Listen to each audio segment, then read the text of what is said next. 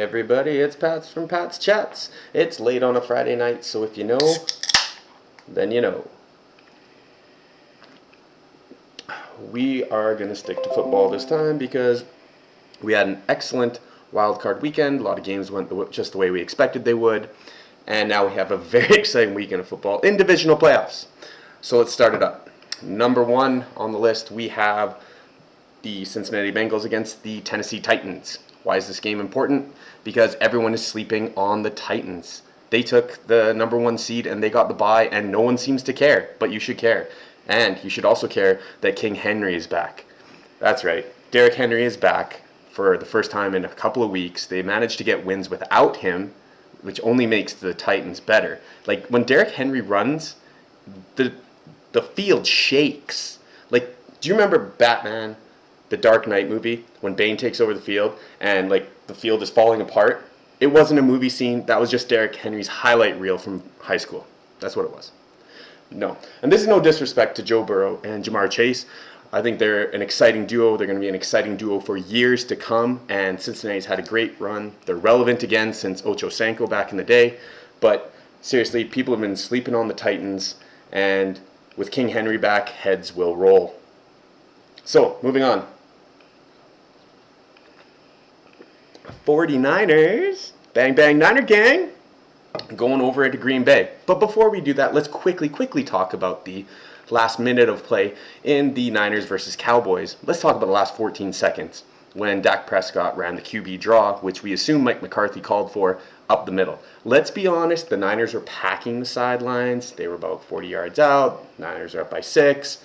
So they did a QB draw, thinking they could spike the ball in time and get a second throw closer. If you watch Mike McCarthy, he's like, do you want to throw from 20 yards and get to the end zone, or do you want to bomb from 40 yards? It kind of makes sense. So why is everyone so mad at the call? Are we mad at the call because it was the wrong call, or are we just mad at the call because we've never seen it before? It could be a good play that just wasn't executed correctly. Discuss amongst yourselves. I don't care. Niners win. Niners move on. But they go into Green Bay, and this is dangerous because, in my opinion, Aaron Rodgers should be the MVP of this season.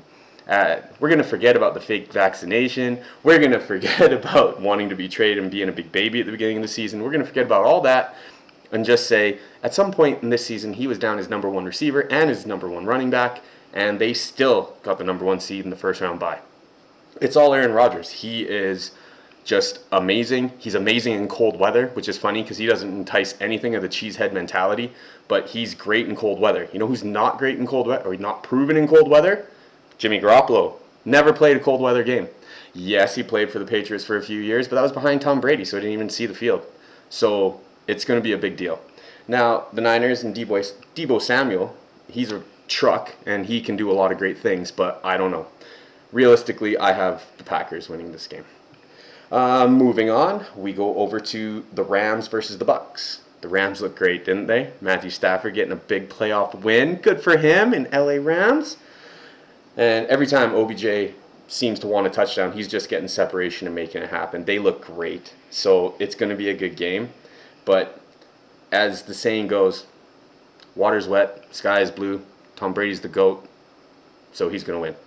That's what they say. Exactly. Just like that. No, Tampa Bay is great. They're playing at home.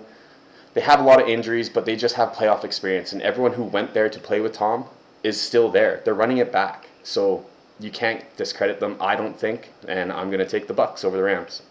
Last game of the weekend, this might be the toughest game. It's going to be the Bills at the Chiefs. The Bills pitched what apparently is called a perfect game in football last weekend. I understand they never punted, they never turned the ball over, and I'm not sure, but I don't know if they kicked a field goal or not. They literally scored on every possession. They're scary. But you know who's also scary? The Chiefs. The Chiefs are the Chiefs, okay? They got Patrick Mahomes, Magic Mahomes back there, Mahomes boy, depending if you watch Shannon Sharp. He's really, really good.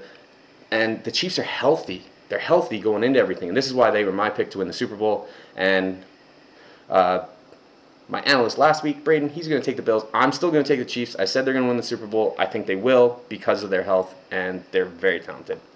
And there it is. That's divisional playoff football. Let's get it this weekend.